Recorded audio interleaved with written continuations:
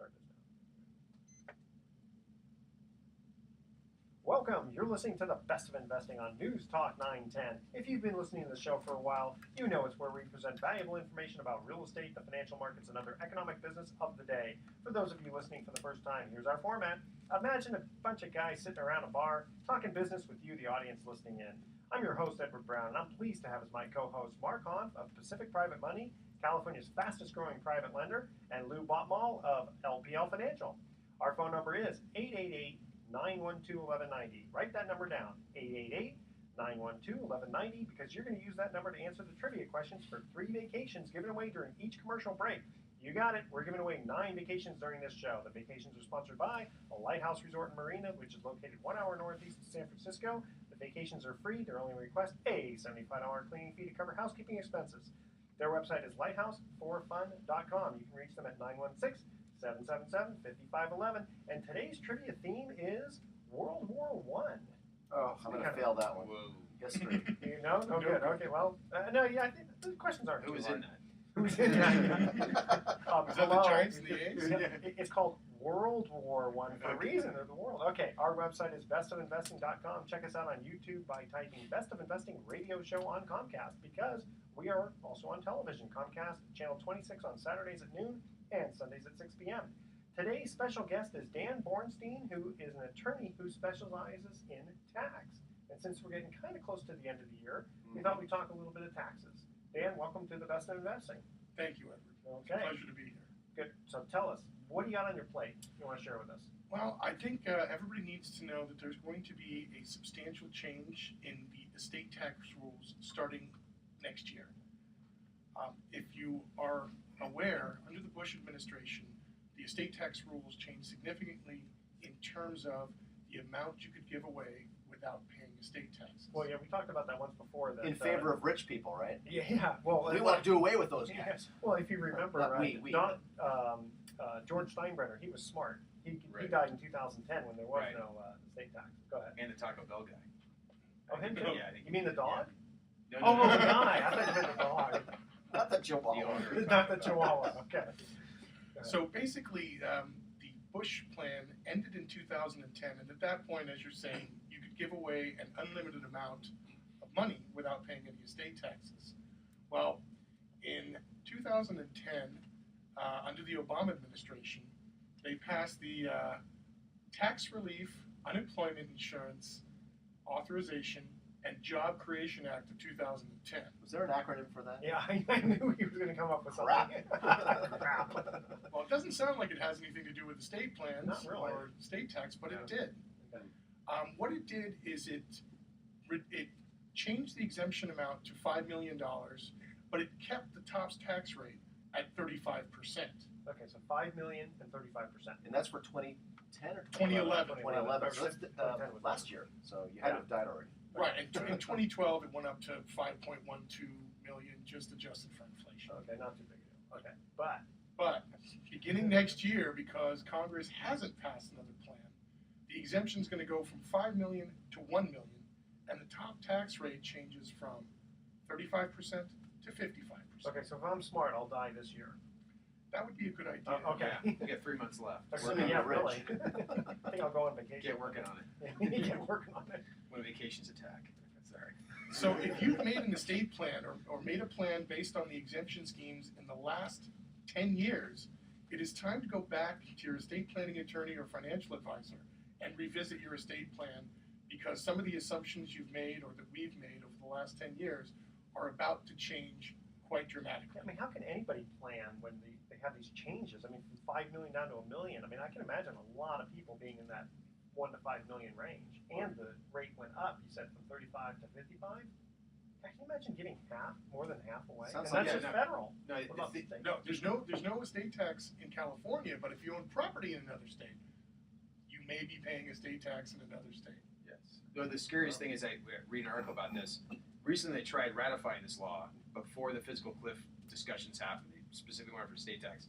In 2 states, I think it was South Dakota and Arkansas, held it up. Now, who's from there?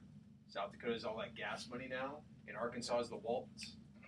And that's why the whole estate tax thing went kibosh. They blamed it on those Oh, two I'm senators. thinking of the TV show, The Wall. Yeah. You're talking about Sam Wall. Sam Wall, yeah. Hello, John Boy. You know, That's, show. they deflected the whole thing because they said, hey, we don't want to deal with that right now. They rather it go in when they have more leverage. I thought in it the maybe had to do with the Clintons. Are they No. from Arkansas? Yeah, they are, but they don't have that much money. Just Well, they're doesn't- from New York right now. That's Yeah, true. exactly. Yeah. That's Point. right. Carpetbagger. Carpetbagger.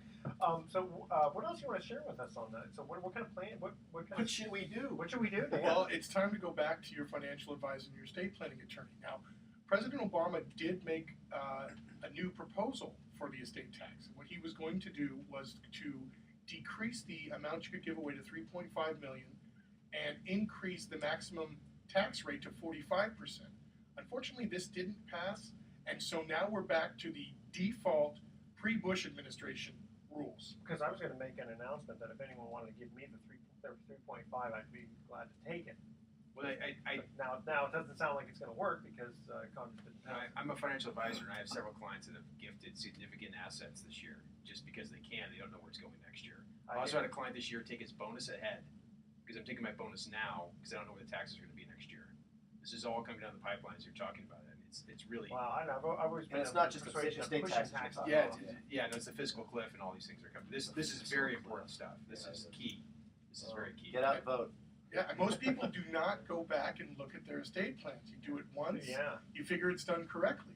It's not expensive to go make an amendment to your trust.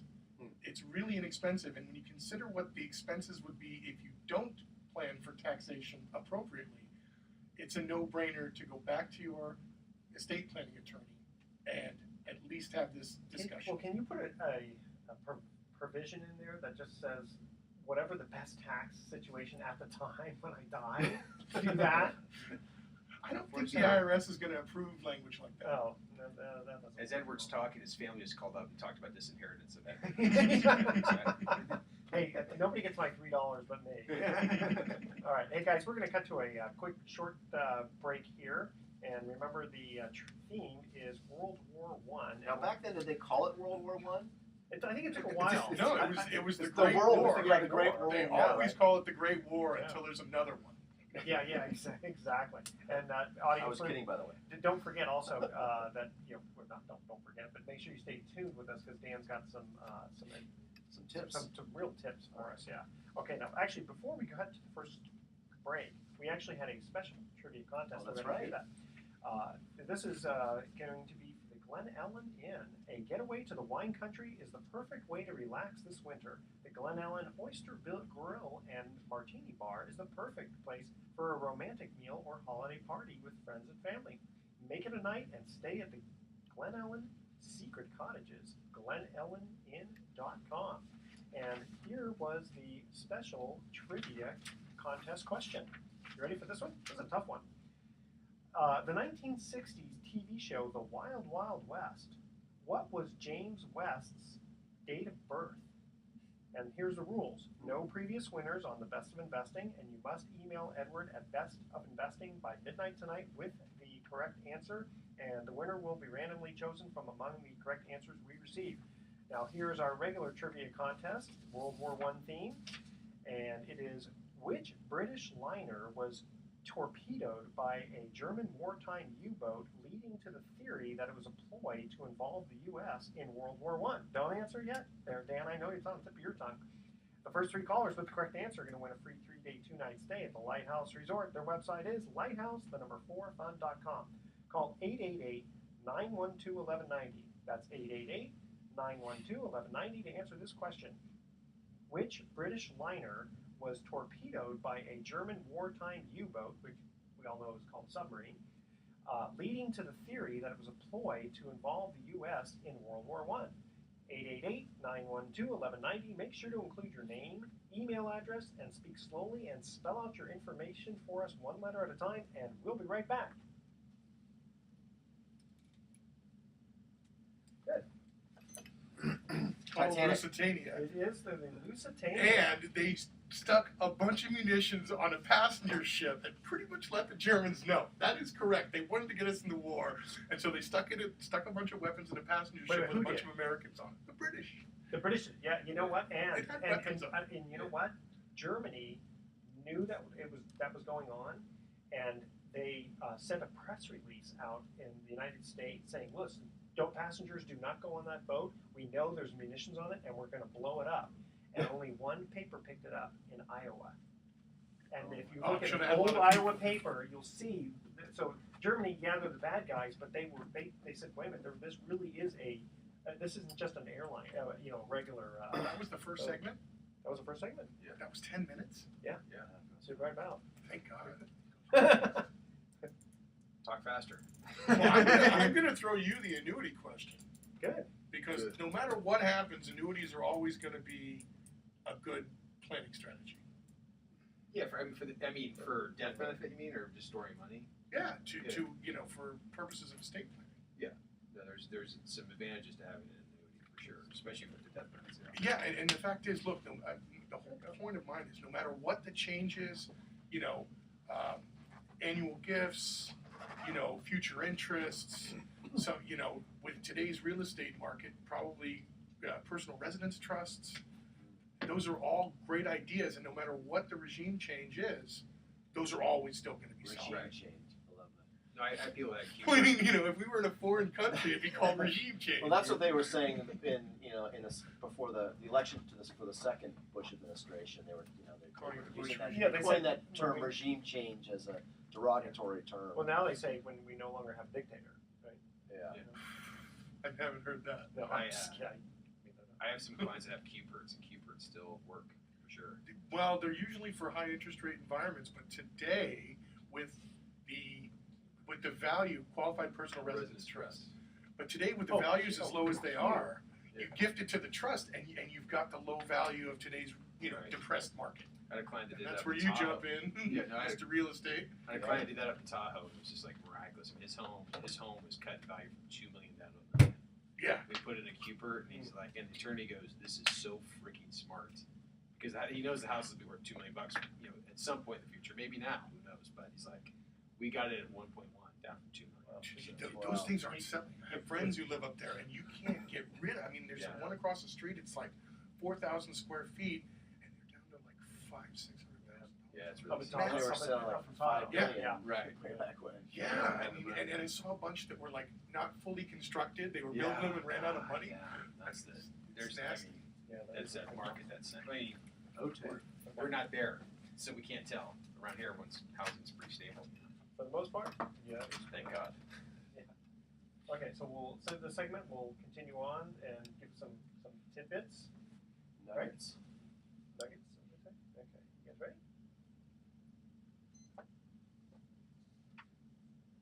Welcome back to the Best of Investing. I'm Edward Brown, your host, along with Mark Hoff of Pacific Private Money and Lou Botmall of LPL Financial, and our special guest, Dan Bornstein, tax attorney.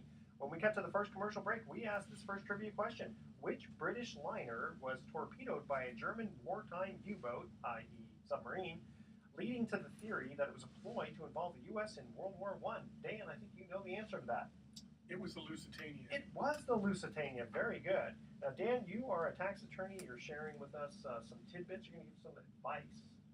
Well, as we talked about in the prior segment, the estate tax planning or the exemptions changed a couple of times recently. And as I said, there's been a proposal to change it to 3.5 million and a top rate of 45%. What does this tell us? We don't know what's going to happen in the future. They will come back to this and they will make a change, but we have no idea what it will be. So there are some strategies to reduce the value of your estate or freeze the value of your estate that will work no matter what happens to the new estate planning exemption law. Okay. The first one is very simple, and it's called the annual exclusion. This is the ability of any individual to give another individual or a trust $13,000 per year per donee. Now, imagine you are husband and wife, and you have 2 kids, and each of the kids has, say, only one grandchild or one child. What we have here is you and your wife combined can give to not only your child, but your child's spouse and your grandchild $26,000 a year combined. If you've got a child, a spouse, a grandchild, another child, a spouse, and a grandchild, you've got 6 different people who can receive $26,000 a year. That's $156,000 per year you can get out of your estate. There is no tax liability to you nor to the children. And that is just an easy, simple way to get money out of your estate. So that's assuming that you want to give it to them. Because once you give it to them, it's gone. Well, it could be cash or net worth too. You gotta remember, it could be a piece of something, a piece of a building, a piece of a home, a piece of something. But So then how much Right. control do you Yeah. lose, though, on that? not much after a long. It takes a long time. If you have $1 million house, it takes how long to gift? It's 10 years. You're gifted it. That's with the annual exclusion amount. Right. Yeah. Now, if you're talking about some more advanced issues, and I don't really want to get into them now, certain people create family limited partnerships and limited liability companies. And if you gift small percentages of those assets, you get a very nice discount on the value of the asset, and therefore you can transfer a lot more than $13,000 of actual value. Yeah, because For- 10% of $1 million building isn't $100,000 because Correct. of the discount. Exactly. Yes, I And when you understand start talking about putting these buildings into family limited partnerships, Oh, the really discount discounts, yeah. gets substantial. Sure, because who wants to buy a 5% of a limited partnership that owns a building? I mean, what's the bargain value for that? Yeah, not It's much. just not much. Yeah, I mean, the IRS has approved discounts of 45% and more, 55% and more on Yay, liquid IRS. securities, I wouldn't go liquid that far. stocks, Liquids? Yeah, stocks, and family limited partnerships. actual cash. Yeah. Wait a minute, hold on. Well, how liquid? They're stocks. You They're can sell them stocks. anytime you want. Well, yeah, So- but there's got to be a decent market. It's not like IBM. Yeah. Yes. All of it. Yes. So let's say we're all one family sitting in this room drinking beers, talking about taxes, and just for the sake of argument, and let's say we're all brothers, and our dad's had a bunch of Chevron stocks. He worked there for a number of years. Let's say it was like 30,000 shares, worth a lot of money in today's market. Yeah. And they started building this family limited partnership and started using those annual exclusions we're talking about and gifting a little bit to the kids. Yeah. Well, right now we own 60%, and our parents own 40% of that family limited partnership. Oh, okay. So it's not the Yeah. actual stock. It's the limited partnership that owns the stock. Right. That's exactly. okay. There so you you go. put it in the limited partnership, then you have a fractional interest in it. Now So I get, it's like I a said, discount. 6 years of high school. If I finally figured it out. It's Yes. not just fractional interest, it's lack of marketability. Right. There's only a certain number of people to whom this limited partnership can be sold, and therefore, instead of an open market, which is what every stock is sold on, Yeah. the limited this partnership this not. is a limited market, and therefore you get not only a fractional interest, but a lack of marketability Yeah. discount, which really increases Sure. the Well, savings. especially, I guess, in the documents of the family limited partnership, you might even be able to put extra restrictions.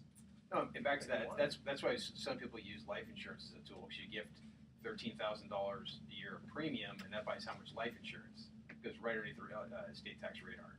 It's Exactly. a beautiful tool. So yeah, a husband and wife put $26,000 of life insurance policy. They could buy potentially $1.5 million worth of life insurance. Yeah. And they fund it for 10 or 15 years right before they pass away. That's worth more than the actual gifts. So, and you're not even talking about an irrevocable trust at that point. It doesn't have to be. It doesn't have to be. Yeah. If you're just giving them the Older kids. 13,000, When my clients have older kids, I said, why bother with it? Have them buy it from you. Yeah. You can gift the money and they can buy it. So. Yeah, I mean, That's we a very have good point. we have irrevocable life insurance trusts for estates that are illiquid, and they'll need the money eventually to pay the estate taxes. for So- an illiquid estate. Well, if you own a bunch of appreciated property, it's going to be real difficult to or sometimes impossible to liquidate some of it just to pay the IRS. So Yeah. why Or even bother? Right. borrow against it, because the bank's not being that free with money to lend to those kind of situations. That's when you call Pacific private money. There you go. See, boy, we're involving everybody here. Hard no, money, no, hard money. I mean, no, the real thing. No, it's a good point. The real issue you run into is that's how people lose control of family-held companies. A lot of times, it's the estate Yeah. tax. They can't come up with the money to pay the estate tax. I have one client that paid, I think, $1.5 million over 15 years.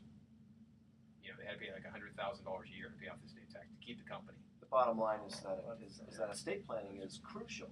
If there's any assets, be it a business or real estate or what have you in the family, you've got an aging parent and you've got annually changing estate tax issues that need to be addressed. I That's personally right. am just against the estate tax because it's basically double taxation. Why should there be any taxes when you're just transferring it from one person to another? So Bill Gates' great grandkids don't own the country. That's why you have it. Plain and simple. This was That's You're right. such a socialist. the estate No, tax. I talked to every attorney out there. That's what they said. That's the only reason for it. That's the only reason they come up with. Yeah, but then they come up with great tax attorneys like Dan here to make sure they don't pay those taxes. Oh, come on, Romney's paying 13% on whatever he makes. So there's ways to avoid that. I am not a socialist. I don't believe I- in state I'm- taxes. I was But no, teasing you're right. That's one of the reasons. That's why they have it, so they can Yeah, perpetuate wealth. but also, I mean, if you're That's talking it. about here, the exemption going down to $1 million, I mean, Right. come on. No, That's a little bit much. I was in the business when it was $625. And you remember those Oh, days yeah, too. I And everyone was remember buying life insurance because they had, their homes were worth more than that. So, Yeah, I get Yeah. it. $1 million in the Bay Area is one thing. $1 million in some Yeah. poor area in Arkansas is quite a bit of money. Yeah. So it's a national standard. So you got to keep that into, But take that into consideration. And that's not the gross value of the estate, right? Because you get to deduct the liabilities against it. That's correct. That's the net estate. And the cost of administration and things Sure. like that. Okay. But getting back to your World War I theme, the estate tax was actually developed during World War I, and people like Andrew Carnegie got behind the concept of an estate tax. I wonder why he founded a university. Maybe because he didn't get taxed on that money. But Interesting. yeah, it was Wow. developed and supported by some of the wealthiest, what they called robber barons in the country. Oh, yeah. Wow. So maybe they were socialists too. I don't think so. Yeah, I Not don't at all. know. There are limousine Republicans Limousine- or limousine Democrats. Which Is that one what is they it? I call don't know. They call it Democrats and Republicans. And this is off the trivia grid, but you know what killed more people than the actual war? The plague. Basically influenza. Right. Very good. Okay, Dan, how do people get a hold of you if they have estate tax questions? Or You can call me. My office number is area code 415-385-1186. Or you can send me an email. My email is Dan, D-A-N, dot Bornstein, B as in boy, O-R-N-S-T-E-I-N, @gmail.com. And I'm more than happy to answer your questions. very good. Thank you so much. Stay in the studio if you'd like. We're going to talk a little bit about financial stuff and real estate and stuff other than taxes. Okay, here's our second trivia question. What was the name of the German ace who was famous for his expertise in dogfights, shooting down 80 planes? The first three callers with the correct answer win a free 3-day, 2-night stay at the Lighthouse Resort. Their website is lighthouseforfun.com. Call 888-912-1190. That's 888-912-1190 to answer this question. What was the name of the German ace who was famous for his expertise in dogfights, shooting down 80 planes? And Lou is writing down the answer. Snoopy knows who that was. Well, I was going to say, that's very good. That's a big hint. That is a big, Yeah, it's a wrong big hint. hint. That's right. I wrote it down to keep it secret. From the Come on. famous Paul Revere and the Raiders famous song. Yeah. Very good. That's right. 888-912-1190. Make sure to include your name, your email address, and remember to speak slowly and spell out your email for us one letter at a time. And we'll be right back.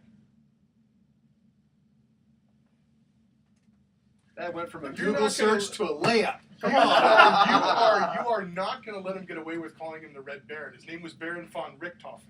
You better make What was them his answer. what was his middle name? I don't know. Vaughn. No. He was from Richthofen. V-A-U-D-H-N, right? Like Rick Vaughn. The big, So do you have his middle name? Manfred.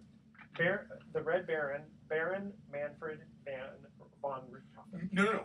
Manfred's his first name. Von Richthofen's his last name. Believe it or not. what's his Oh, name? you're right. They don't I have it. apologize. You're right, because It's- Baron is not really his name. Baron's a title. That's Manfred's a You're first name, and absolutely von right. Richthofen is just a last name. It's like You're right. some of those Dutch Okay. guys or Oh, D right, something yeah. or Van Piercy or Van Or this. Bach. Van Ball. Just Yeah, means Van from. Heusen. Fawn means from. That's Oh, it. That's very F-V-O-N. Fawn. You're so Right. fun to have around here. Well, I'm a history major, dude. That's like Wow. this Japanese. Like they talked about the guy Ichiro who plays baseball, right? And they said his name comes from firstborn son. Yeah. In Japanese. That's Yeah, that's yeah, what, yeah. So I'm going to name you firstborn son. yeah, Okay. it's like weird. You've It's seen like, that to be firstborn your son, Ichiro. dinner, firstborn Just means son. number one. yeah, it's like all these Japanese names have Say meanings to George. them. Yeah. It's like it's very different than what you think. Yeah, I think the guy who founded Toyota's name was Toyota with a D. That's right. That has a meaning. But wait a second. Ichiro's last name is Suzuki. Yeah, no, but his first I wonder name what he came- drives. Yeah, I'm sorry. A super. there's like 6 companies that control most of Japan, isn't that it? Like Mitsubishi's Something one. like Yeah. that, Oh, Is that Toyota's Rock Run? huge. Yeah, and they're in Koretsus. They're all organized as groups, so they kind of. Japan has this thing called MITI, the Ministry of Industry and Trade, I think is the way it's stated, and they basically organize these guys into, you'll do this, you'll do that. Funny thing is, Mr. Nissan, the government said, no, you can't start a car company. And he did it anyways. And that generally didn't happen. Wasn't he Mr. Dotson? Koretsu. Are you familiar with Koretsu Forum? Koretsu is a group of businesses that work together towards a common goal. That's the Japanese. Because Brian, Right, there's a forum called the Koretsu Forum, which is really big in California. And I guess, well, he obviously didn't make up the name Koretsu. Koretsu is a Japanese name, which means. I mean, it's like I said, I don't know what the actual definition. I'm telling you, it's a group of companies that are basically It's like our oil companies are Koretsu. Okay. They conspire together to fix prices. Oligopoly. Yes. Oligopoly. I like that. Remember that? Pure competition.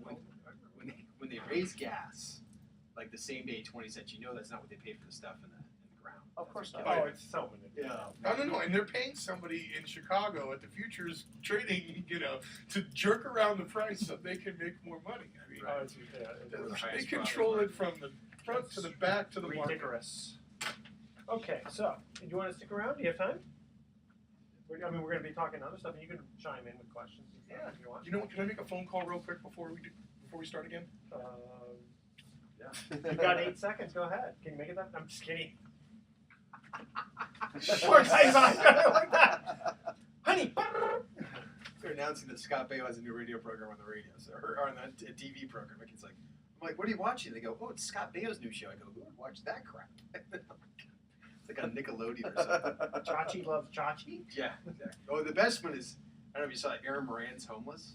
Oh, yeah. That's so sad. Oh, Joni's homeless. No, she lives in a trailer park. Oh, yeah, She's that's not the just on hooker Yahoo. that the other one. That's just Yahoo. That's just like, I mean, it's not a TV show. No, it's on Yahoo. It's Yahoo. like, Yeah, I saw Joni's that. Homeless. That's a reality show. Yeah, I mean, she's always been, to me, kind of ugly anyway. So I got a flat tire on the way here, and I really So want it's to take cute care of at it. 15, ugly at 26.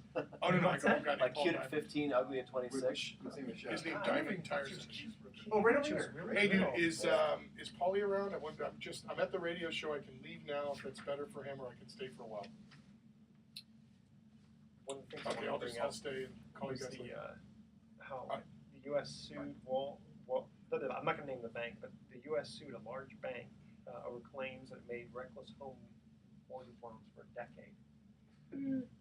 Intentional concealment of bad loan information. Isn't that a scary thing? Like I was talking to these guys who ended up at LPL. They were at WAMU, ended up at Chase, then ended up at LPL, where they left the banking sector. But it's funny how this guy spoke from Goldman Sachs. He's like, now you're down to 8. It started at 26, but everyone's piece of crap just built up to these 8 people. It's like Golden State or whoever it was. Who was the people out in Concord or Danville that really started the customized loan product? Golden West. Oh, right. Yeah, that then became part of WAMU. WAMU, I think, bought them. And it was just like, so you own everyone's bad laundry. Yeah. Laundry now. Wow. So what'd you bring today? Actually, we got an email question about tax-deferred deposits. So I thought, the tax deadline's on Monday. Did you get a real email on that? Yeah, remember you showed it to me? A guy says, that's right. The guy Oh my God. why am I even here? No, a You caller have actually Alzheimer's? says, why don't you talk about the biggest layup there is, and that's putting money into a deferred account. You know what? I better get out of here and get my car done. But Okay. Yeah. Pleasure to meet you guys. Dan? All right. Thanks for coming by. And I got a couple of missed calls, and I kind of need to return Okay. as well. And I don't want to hold you guys up. All right, yeah, it's Friday afternoon. Hey, Yeah. it's like Fire Drill Friday. Yeah. See how I get out of here now. Yeah. Tony, call the game. Yeah, this weekend. Don't give him such softball questions. Okay, well, does anyone You know what? I'm going to call in for the next one. If I'm not here, I can answer, right? That's Yeah. true. It's hard to call in when it's recorded. Yes. Call in tomorrow at 1. Yeah. So I told my family. Like, no one can come. It's especially hard to call when I disconnect the phone. Yes. Okay, Alright. so what was that? It's funny. I had this. What distinguishes you among? Yeah, no, I'm going to answer that one. I don't know if you want to do this for the last segment or whatever. The Okay. guy goes, hey, could you guys just? And I wrote down. Actually, my company approved it like that. Just like you can put $5,000 in an IRA, you can put so much into a 401k, you can put so much into a SEP, just that stuff, and then just roll up with the fiscal cliff. Okay, so we'll go with these and then remind me for the last segment. Yeah, that's fine. I don't need a bunch of time, but I thought I'd bring something. Okay. Mark didn't bring anything. I thought instead did for He had a feeling that I was gonna I thought he was gonna just show up. Just wait. He's rolling in on a Friday. He's like, it's tough tequila Thursday. And I got Tough tequila Thursday. I was out speaking last night, actually. Really? Yeah, I was out speaking to a group of real estate investors who weren't like glued to their TV set watching the A's game. Wow. That's good. How many people? About 50. Where was that? It's Fremont. Yeah, hour and a half drive to go speak for 90 minutes and drive home. Got home at midnight. Wow. Was it one of those from that lady? No, this was just a meetup group. Meetup.com is where you go and you create your own group. And there was a couple of real estate investors who created a group to invite people there to teach them how to invest in real estate. And hopefully, that's their reason for doing this, because they want to raise equity capital. They want to find people who have money that, I'm so tired of making offers on real estate. How about if I just write you a check? But so this one you didn't get paid for then? I didn't get paid for it, but I got business out of it. Well, I'm sure you Yeah. did get one. Oh, That's even better definitely sometimes. key. Yeah. Okay, guys ready? Yep. All right. Welcome back to the Best of Investing. I'm Edward Brown, your host, along with Mark Hahn from Pacific Private Money and Lou Botmall of LPL Financial. And when we cut to the second commercial break, we asked this trivia question: what was the name of the German ace who was famous for his expertise in dogfights, shooting down 80 planes? And of course, we're talking World War I. And what was the answer? Snoopy? Snoopy? No, Snoopy shot him down in the Paul Revere and the Raiders famous song. Curse you! Curse you! Red Baron, that's right, the Red And Baron. what was his full name? Her real name? We were talking about that off the air. Baron Manfred von Richthofen. Yeah, that guy was pretty much nails, huh? Oh, He was Top Gun before He he was was Top Top Gun, Gun. yeah. Absolutely. Listen, He was Tom Cruise before he was Tom Cruise. Yeah, that's right. Well, he was in one of those biplanes. I've been in one of those things. That is scary stuff. Okay, we are going to get right into email time here. And Mark, the email we received from a listener asks, what are the current interest rates that you charge borrowers, and how much do your investors earn? Oh, okay. So sure, certainly. So, just for new listeners, I am the broker and president of Pacific Private Money. We are hard money lenders based in Marin County, and we make loans to real estate investors because, well, the banks stopped making loans to real estate investors when the whole subprime meltdown happened about 5 years ago. And so we sprung up our new company and started originating loans to real estate investors who, for the most part, are out there buying, fixing, and flipping distressed residential real estate in the Bay Area, or maybe they're collecting properties for rental income. Some people do that too. Yeah, but you're not that small a company now. Well, no, we've done. We're doing close to 200 loans this year, and so we've done over 400 since our origination. And lately, I've been hearing a lot of ads for fixing and flipping. A lot of them. On the radio on the way down here, I was listening. There was a company that didn't name themselves, but they were just inviting you to come to a seminar to learn how to flip, and I'm sure it's a free seminar that will kind of roll you into a paid real estate investment education. Yeah, right. Oh, $2,000 is cheap, but you get $25,000 is a. Well, they say common. it usually costs $25, but they cut it to $6, and then at the last minute they cut it to $2. Yeah. Go ahead. So anyway, what was the question? No, I'm just kidding. Yeah. So at Pacific Private Money, we originate loans to real estate investors, usually short-term loans, 12 months, sometimes 6 months, and we fund those loans through our growing list of just regular people who have savings. Oftentimes it's through their self-directed IRAs.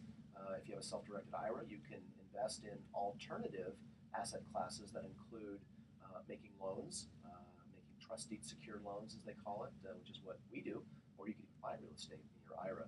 So we have two types of clients. We've got our borrower clients who come to us for short-term loans, and then we've got our lender or investor clients who put their money to good use because they can earn returns of averaging 8 to 10% annualized interest-only payments on their invested funds. And again, this is short-term, so we're not asking them to commit, for 3, 5, 7 years. This is usually a 1 to 2 year commitment for a loan to a real estate investor who's whose exit strategy is probably to sell the property. So that's how you generally or get paid off. refinance with Or someone refinance else. with a bank. Well, so. and that's what I've done. Is I've gotten my IRA invested in an 8% first deed of trust. So my IRA is earning 8%, and I'm not paying taxes on it because it's in my IRA. Right. No, that's one of the best ways to grow your self-directed IRA, in my opinion, is to invest in trust deed secured notes, or if you know how to invest in real estate, of course. No, mine's in a deed of trust, just like you But said. if you're looking for passive income that returns a high yield, there aren't many better investment vehicles than a trust deed secured note. So, getting back to the question, if I remember it, was the interest rates that you the charge. the interest rates that I charge your lenders investors. versus the interest rates that I then give to my lender clients. So there is a spread. And so, for example, if I make a loan to a real estate investor at 10%, which is not an uncommon note rate, oftentimes I will I will offer it to my investors at 9%. Now, that would be a 1% spread, and that is basically what I would sometimes call a servicing spread, because we service the loans. In other words, the borrower is going to pay us, and then we're going to pay our investor, and we pay our investor monthly. So there's a servicing spread, and it averages anywhere from a half a point to 2 points. So it really kind of depends on the nature of the loan, the term of the loan, and whether or not there's variables for every loan. Where's the property located? What kind of borrower is it? Is it a high FICO borrower? So we're trying to kind of normalize the yields and the returns that we give out. So so let's just say for argument's sake, it's generally a 1% difference. That's very, very fair. Yeah. Borrow 10% and you pay your clients 9%. Well, and the bottom line is I'm a little bit surprised by the spread question, because it's almost really irrelevant to either of my clients, because really my borrower client just wants to know, what's this money going to cost me? Yeah. And my lender clients, all they want to know is, hey, do you got any of those great loans? What do you got on your desk now? Is there anything? I've got money. I've got $100,000 I want to put to work. What do you got? Exactly. And so, and so for me, it is, part of my business model is obviously, making money on points up front, which the borrower pays, and then making a servicing spread on the note. So, it's essentially my loan that I'm putting together. I'm creating this vehicle, and then I'm offering it at a specific rate to the investor. So you're doing all the hard due diligence ahead of time to see if it passes muster with you. So one of my goals, obviously, over time, is to actually increase the spread that I earn on those notes, because what's happening is, as there's more and more competition among hard money lenders in the Bay Area, and there is, because a lot of money is starting to pay attention to this, this growing industry of private money lending, and so that's driving pricing down. And so I've got more and more borrowers are calling me, going, well, I only want to pay these number of points, not the number of points you're quoting. And so I have to make it up somewhere. So where most of us in the industry are making it up is we're making it up in the yield spread. So we're growing the yield spread. So again, and at some point you're getting very, very close to bank rates. So you'd have a lot of good quality loans coming by your way, because it's not that far difference between you and the bank at that point. Well, that's right. And bottom line is if you're an investor out there looking to increase the yield that you earn annually on your savings portfolio, in a zero interest rate environment, 8% is killer. I mean, that is just great. Yeah, that's a really good rate. When someone says, well, can I get 9? It's almost like, really? Yeah, and that's exactly what you're saying, really. When you get the CD. Yeah. So, Mark, how do people get a hold of you if they want these great interest rates of 8%, or if they want to borrow from you at 10%? Yeah, well, there's 2 ways. Obviously, phone call, 415-883-2150. The lovely Jordan will answer the phone if you call Monday through Friday, or 24/7. You can go to our website, and that's pacificprivatemoney.com. Very good. Or go to bestofinvesting.com. Yeah. There you go. See all of us. Okay, now we got one. I've got an email here for Lou, and this person says, I'm going to take a long email and shorten it. Lou, I know that you are a financial advisor. Loved hearing you on the show. What distinguishes you among other financial advisors? Besides a great head of hair. Yeah, other than my height, let's see. No, there's a couple things. I tend to be pretty nice to clients I work with, and what I mean by that is I do a lot of work up front for people. People come to me, they have issues. Either they're lost in what they do with their allocation, how they should handle their estate plan, what they should do about retirement, and I'll probably tackle those issues before I engage them as a client, just because I know they come from respected resources where my accountant or attorney told me I got to take care of this stuff. Help me, please. Oh, okay. And people, like getting stuff done really quickly. I am mostly a fee-only advisor. I do little transaction work. I don't do a lot of work with products that carry surrender fees or long-term commitments, because people eventually need their money because they can find better investments like from Mark, or they eventually need money for things like college or retirement. I do a lot of income investing. The biggest thing is that, when I engage clients, it's more of a, do I want to work with this person? Do they want to work with me? Here's my strategy. This is what I do. This is how you're going to have available your money. And that's the most important thing. And I try to expand the most for my clients I can when it comes to the returns, expanding their net worth, or controlling their assets as best they can. Well, I think what's been great having you on the show all this time as a co-host is, you are very intelligent. So, and you're a wealth of resource. It's amazing the kind of stuff that you come up with on the show to expand the financial knowledge, for the listeners. And so I think people can trust you to be able to call you with these great questions. Right. No, it's, research is 90% of our work, unfortunately. So both of the tax laws like we were talking about earlier, or the outlook in the investment markets, or what's going on. And you said fee only, not feeling. Yeah. You said it so fast, I thought It's not a massage did you just policy. say a feeling advisor? Fee only. What feeling means is we don't usually earn commission on transactions. There are a few things I do where commissions are earned, but for the most part, if someone gives me money, I just charge an asset fee, and I eat all the transaction costs. Wow. So it's more or less, again, it's an ongoing commitment where I hope I work with people for a number of years and build up a good relationship, because that's how money's supposed to work. You don't measure it in 3-month time frames, you measure it over 3 years. So that's what I'm trying to do for people. Good point. How do people get a hold of you if they want to? I assume you don't charge for looking over people's portfolio or asking questions. Yeah, no. Several people call that had questions. Number is 415-256-8970. Again,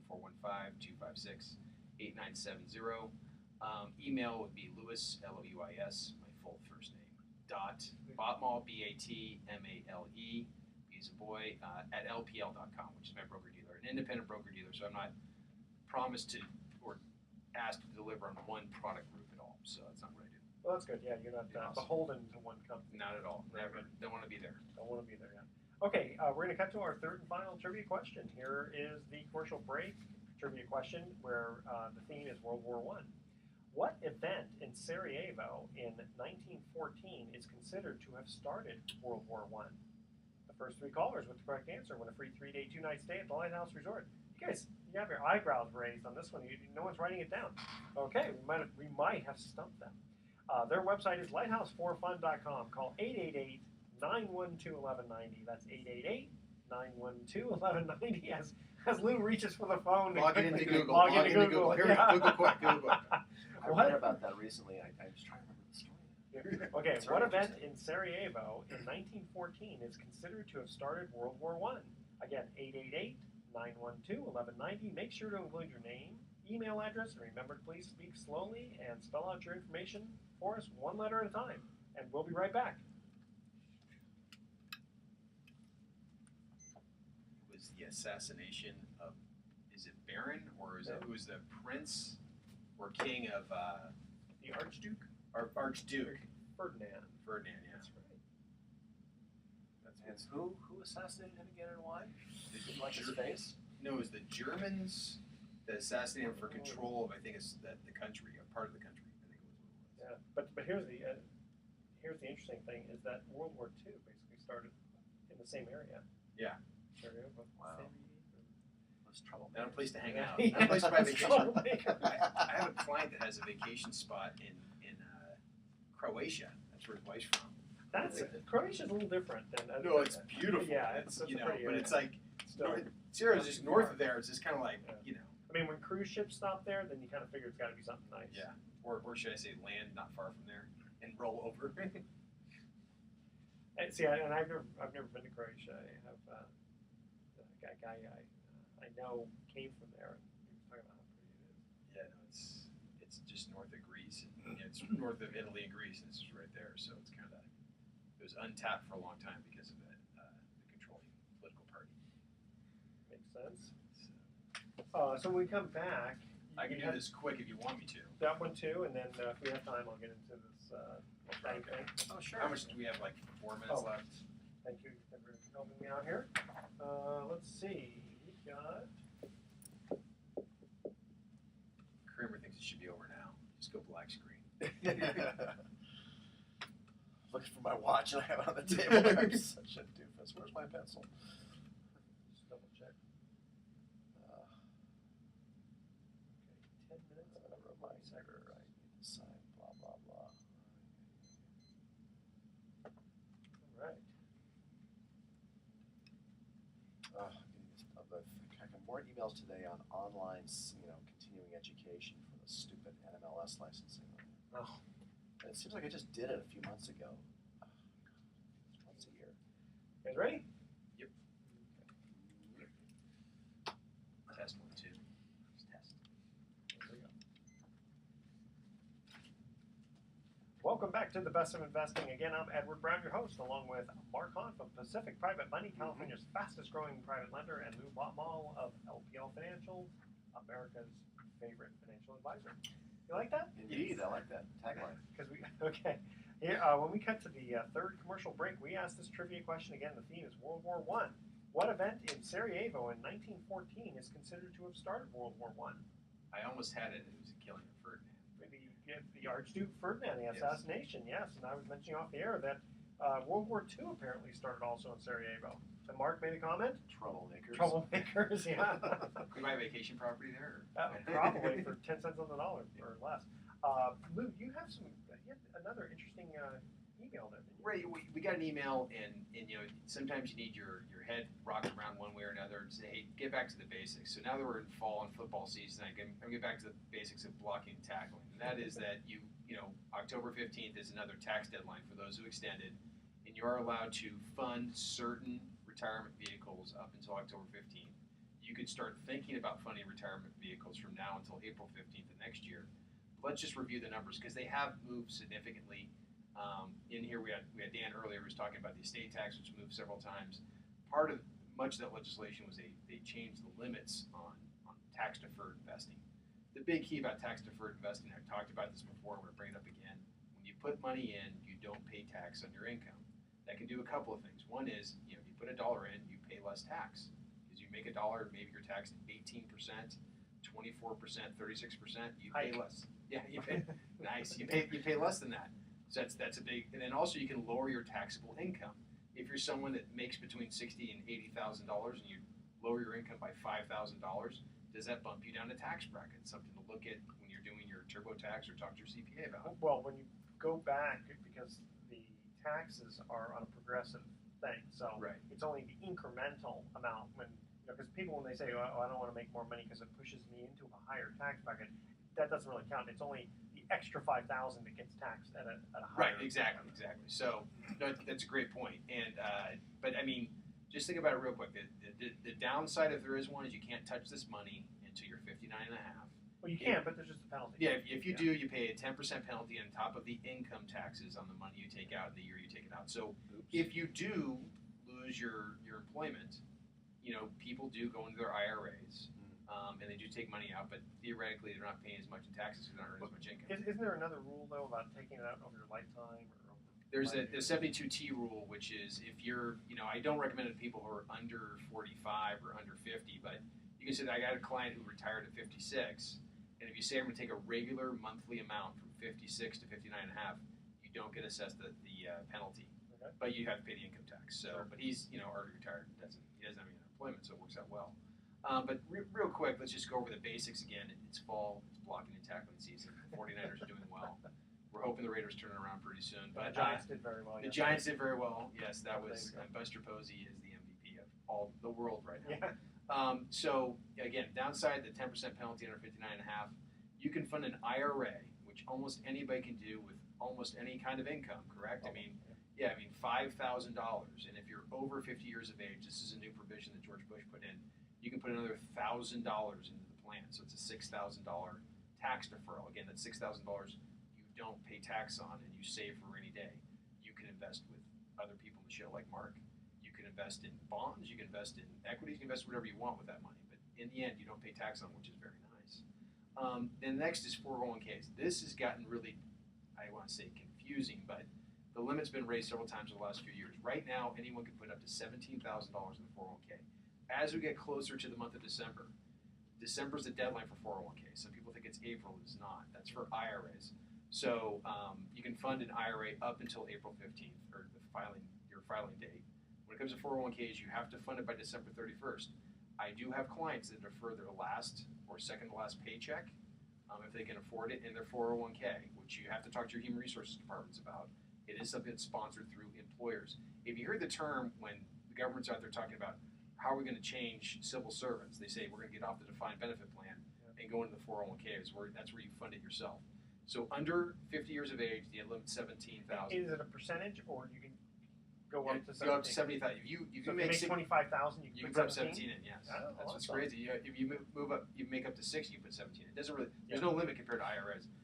Also, if you're over 50 years of age, you're allowed to put an extra $5,500 on that, which brings you up to $21,500. Yeah, but I mean, $21,500. Again, you don't pay any taxes on. I mean, in my opinion, just back of the envelope math, you're saving $8,000 in taxes you're going to give the government. And the thing is, it's not like you're throwing the money away. You still own it. Yeah, it's yours. You control it. You're just controlling it in a tax-deferred vehicle. Right. It's protected in a trust and all those things. So outside of that, there's simple IRAs where the limit's $11,500. That's kind of a turnkey 401k program that doesn't require much administration at all. So you're an employer, you have 3 employees, like, what do I want to start a 401k for? That's a headache. Look at it simple. It's a nice option, $11,500. Again, you can defer. And the administration costs are probably not too high. No, they're minimal. Okay, minimal. and if an employer is listening to this show, they can call you up. They can call me, yeah. And the catch up on that one's $2,500. So that's a pretty simple program. Again, most of these plans were set up so employers can't overfund them. Back before ERISA was developed, back in '74, employers used to put a bunch of money away. Employees put very little away.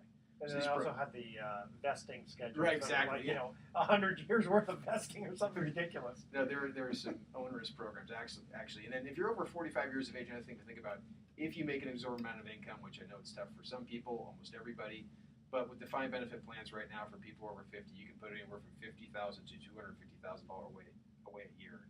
That's a highly sophisticated, expensive program, but it's available. I have a realtor this year. She wrote a check for well over $50,000. She had a miracle year with some big real estate deals. So the opportunity is there to expand on that if you need to. And then real quick, I just want to talk about as we get into the election, we had a debate this week with Biden. We have the fiscal cliff, and this is being brought up. There's actually other radio type advertisements out there. What's the fiscal cliff?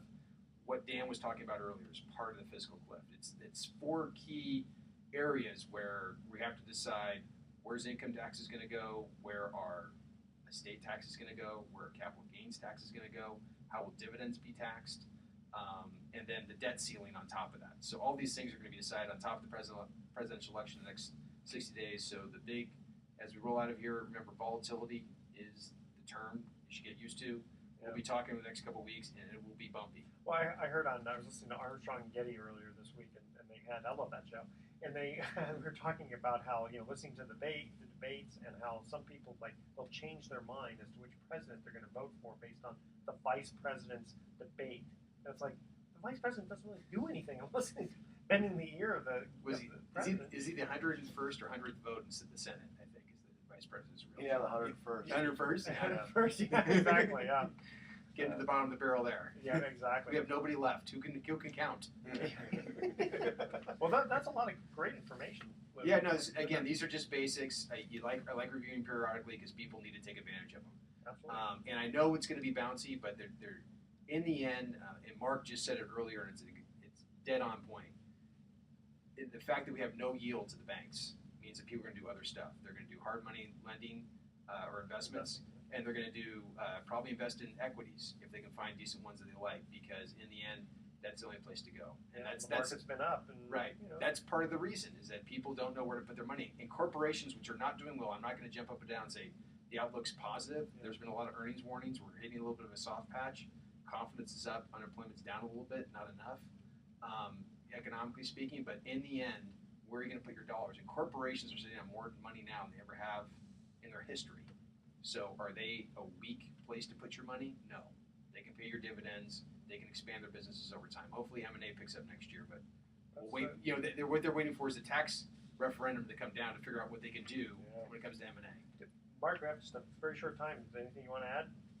Well, the real estate market is still stable, and I still hear complaints from my borrower clients that they can't seem to find enough inventory to make offers on. So, we're all kind of wondering, and maybe the banks are kind of waiting for the political dust to settle before they decide. They are, because the government has just sued a large bank because of making reckless home mortgages for over a decade, and they think they said that they had to pay out over $190 million.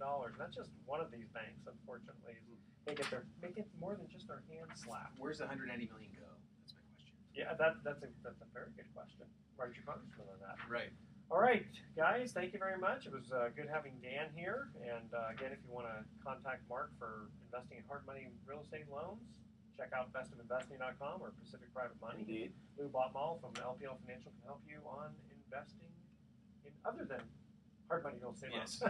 Okay, thoughts for the day. A lot of love making can unblock a stuffy nose because sex is a natural antihistamine. And it can also help combat asthma and hay fever. And since I've got all that, maybe I'll get lucky tonight. Hope my wife is listening. And according to studies, men change their minds 2 to 3 times more often than women. I used to think that, then I changed my mind. Tune in next week to The Best of Investing. We're going to be giving away 9 more free vacations for answering trivia questions.